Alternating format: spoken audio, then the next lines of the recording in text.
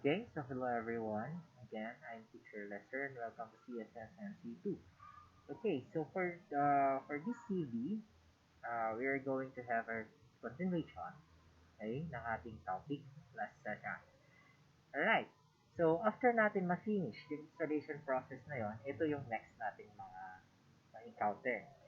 Alright, so just type the username. Let's say for example, this is the user. Literal, no? User. Sabihin na natin user siya. Then I'll just click next. Okay, so ito yung linagay natin is actually the username of your computer. Ayan. And I'll just click next. If you want to have a password, then eventually it's fine. But then kung wala, okay lang siya. Then just click next button. Okay, this one, help protect your computer and improve Windows automatically. Sometimes we use recommended settings kasi install important and recommended updates. Nag-update kasi siya, medyo kasi ayoko ng medyo makulit. Okay, sa pagdating sa updates, then virtual machine lang din ang ginagamit natin. So, just select as mutated. Okay, dito naman sa ating time zone. Ayan. So, always remember to select the 8 o plus 8. Okay, kasi yun yung parehas na oras natin. Okay, so Enero 2022, 19. So, January 1.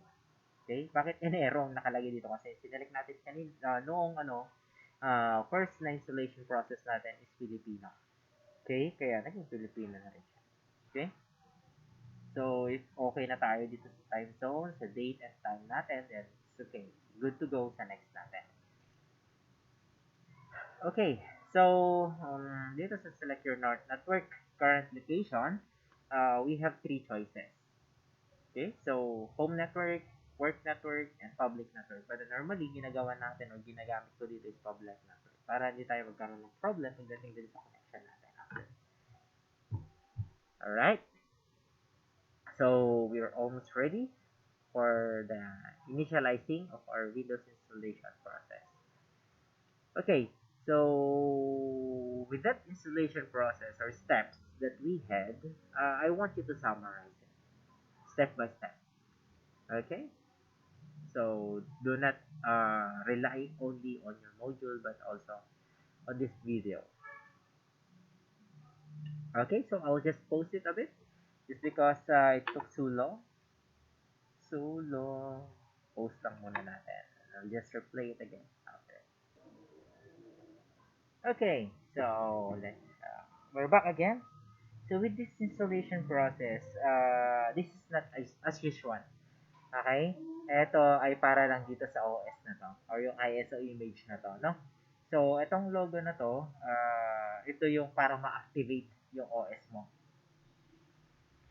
Yeah, it's just it is used actually for activating your operating system. Okay? So, we have a lot of choices pagdating sa OS na mayroon tayo or brand. Ito, Asus kasi yung laptop ko. Then, I'll just click apply.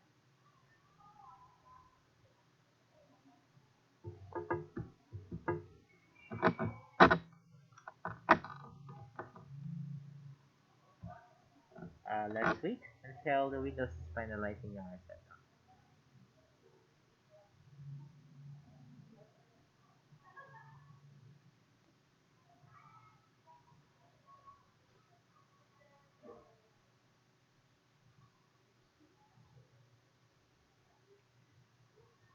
Oops.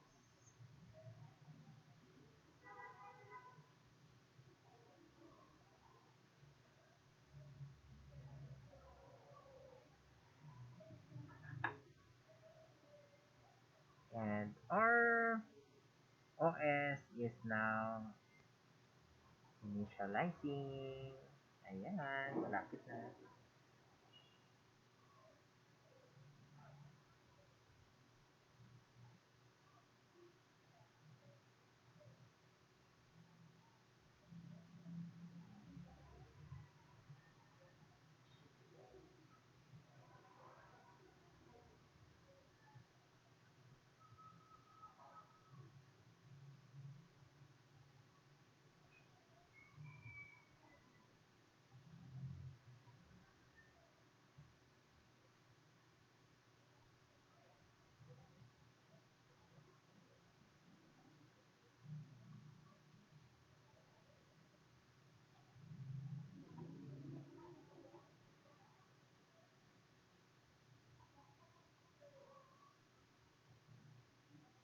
And now, preparing our desktop.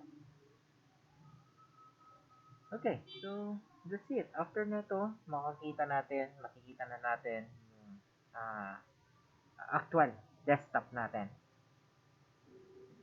Yeah. Ganun lang siya kadali mag-install ng OS. Okay, popost ko lang ulit. And that's it. We're ready to use our PC. Okay, so for additional information nyo na lang din. Okay, for us to display the icons here, ito lang gagawin natin steps. Okay, right click, personalize. Okay, as for now kasi nakikita natin yung recycled bin lang nandito. Okay, change desktop icons tayo. And just click computer, control panel, and that's where dito kasi yung mga kailangan natin. And just hit OK.